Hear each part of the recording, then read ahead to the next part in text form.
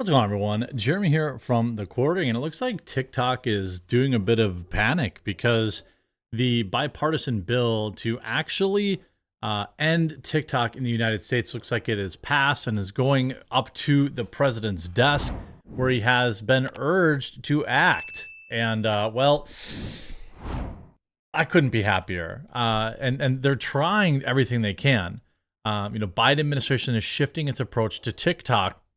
The White House's endorsement of a bill that will give Biden administration new powers to restrict or ban TikTok in the United States marks a significant shift in the White House's approach to the Chinese-owned social media app. He's being urged basically by both sides at this point to ban it. And if he does, it will create a cascade effect across the internet that maybe we've never seen before. Before we get into all that, just a super quick word from this video sponsor, Private Internet Access. Huge shout out to this video sponsor, Private Internet Access. Look, it's 2023. If you don't have a VPN, you're missing out on a ton of benefits. Not just a more secure connection, but if you're paying for Netflix, Disney Plus, or any other streaming service, you're already getting locked out of a ton of additional content that you could be enjoying if you used a VPN. And since they've been sponsoring the channel so long, they've rolled out a massive discount for my viewers. That's right, 84% off plus 4 months free. It's $2.03 a month, 4 months free, 84% off. Private Internet Access also offers privacy on all your devices, lightning fast global server network.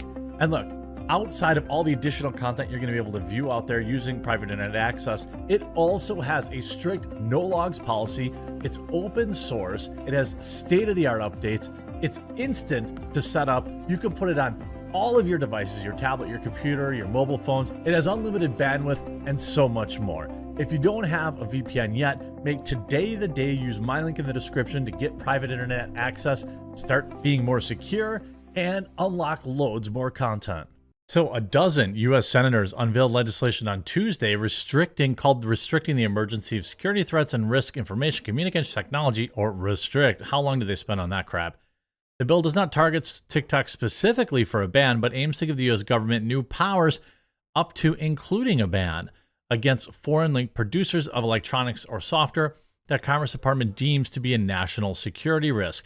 The bill was drafted in close consultation with the White House's National Security Council, as well as Commerce, Treasury, Justice Departments, and aides familiar with the process.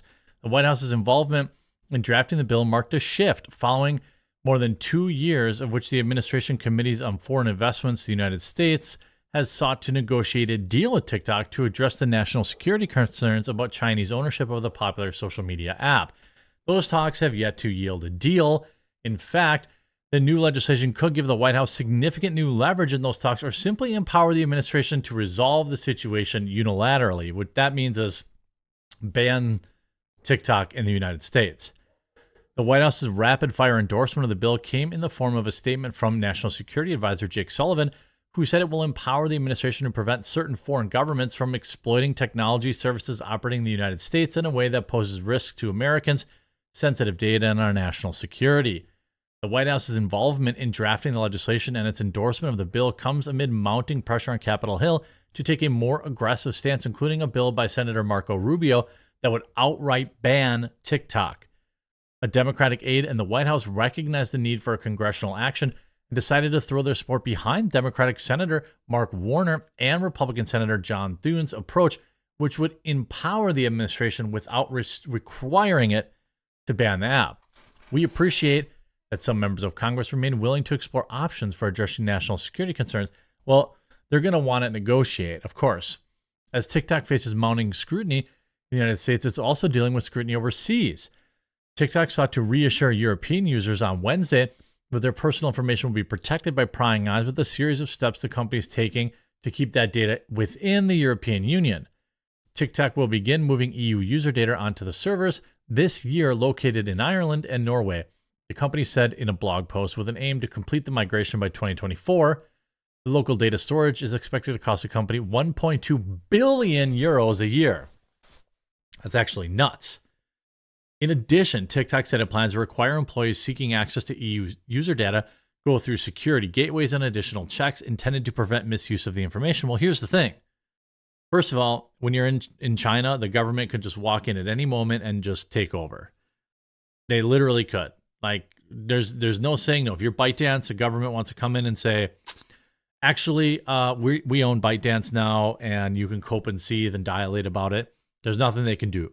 And quite frankly, we've already seen multiple occasions of where people in China have accessed United States data even after the similar thing was done in the United States a year or two ago. The company's changes in Europe are part of an initiative it's calling Project Clover, an analog to the U.S.-focused Project Texas. The company has unveiled to erect safeguards for American TikTok users to try and persuade U.S. policymakers the company does not pose a national security risk. It absolutely does. The fact that they opened a few offices in the United States,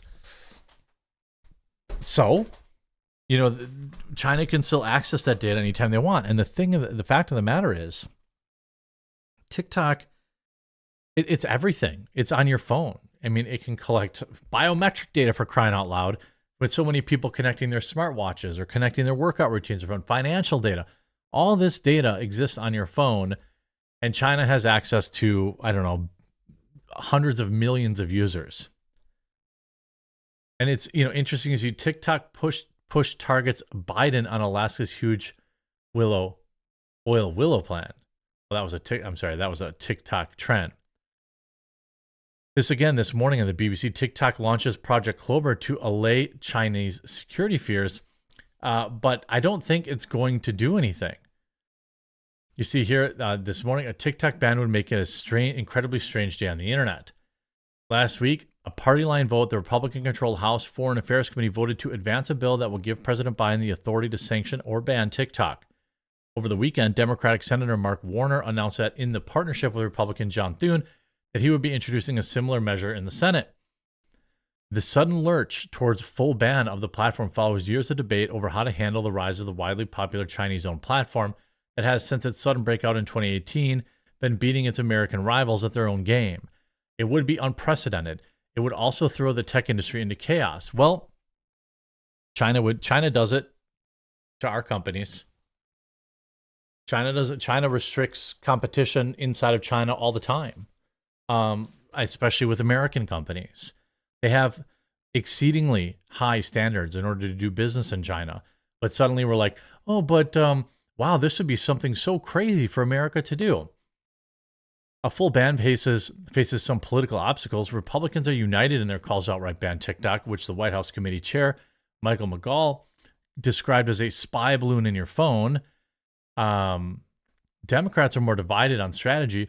Some are receptive to a ban, but not this type of ban. Others, including Pocahontas Warren, have suggested dealing with TikTok through broader industry-wide regulation. I love more regulation.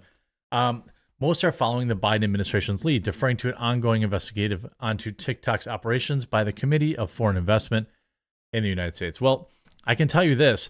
Biden doesn't want to ban it. It's important to his campaign. Like, he gets all those TikTok weirdos to do videos for him, but then he also hires them. So, I think that's pretty important to him. TikTok as a platform is pretty important to the Democrats. Alexandria Ocasio-Cortez likes to make TikToks. All these, I'm sure there are Republicans that do it too. Still, it's worth thinking about what TikTok's sudden disappearance would actually mean, since Trump's thwarted 2020 attempts to shut down the app and then force its sale to an American firm. Pressure to do something has continued to mount. The prospect has become more and not less realistic since he's left. Numerous states have instituted partial bans of their own, restricting the ban of TikTok government hardware and colleagues. Government hardware and at colleges. Last week, the Biden administration announced the federal agency said 30 days to remove TikTok, which we covered up. India banned the app outright. TikTok, whose parent company ByteDance is headquartered in Beijing, is already friendless in Washington, D.C. A more credible attempt at a ban is just one serious international incident or one presidential election away. Certainly, if Donald Trump were to run and win election in 2024, he would ban it almost certainly, especially if he had the power. And certainly there'd be American companies that pick up the slack. Literally YouTube rolled out Shorts. You don't think that YouTube, Twitter, Instagram, all these platforms that have been rolling out short form video, you don't think they're not secretly like, yes, ban it. TikTok's alleged ties to the Chinese government are a serious matter, but here too, the line between TikTok and its domestic competitors isn't as clear as it might seem. The type of data that TikTok could collect and theoretically pass on to the Chinese government is already available for acquisition through a wide variety of poorly regulated data brokers, courtesy of America's own tech firms. The ACLU have come out against the House bill on the basis of constitutionality. The progressive group Fight for Future cast it as a futile and damaging, and advocates instead for comprehensive social media privacy regulation.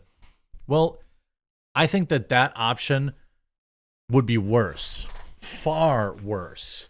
Anytime the government puts their hands on anything, touches anything, it's a disaster. And that's essentially what would happen if we let our government do more social media regulation. I think what you do is you bake all this into a relaunch of Section 230. I mean, you can't remove it outright, but start making social media companies legally liable for data breaches or any of these types of things, selling your data without your permission. Start letting them get hit with big lawsuits, and I think the problem solves itself. But banning TikTok would be a temporary solution, but definitely a welcome one. I don't think that there are many people that believe it. You see this, today, the risk for brands on TikTok keeps growing. A whistleblower said, I have seen firsthand China-based engineers flipping over to non-China data sets and creating scheduled tasks to back up, aggregate, and analyze the data. He's claiming that certain Chinese TikTok employees can access U.S. data and consumers anytime they want. Remember that report. So, I mean, I think that the backlash would be minimal. Who cares? Because all the people on with social media platforms would just migrate to something else. But yeah, you need to address this. You see Biden administration backs new TikTok bill, wants swift passage. That was yesterday. So it looks like it's going to be a very real reality, but I do think if not for an outright ban, the alternative is much worse. Let me know what you think in the comment section down below, and we'll talk to you again real soon.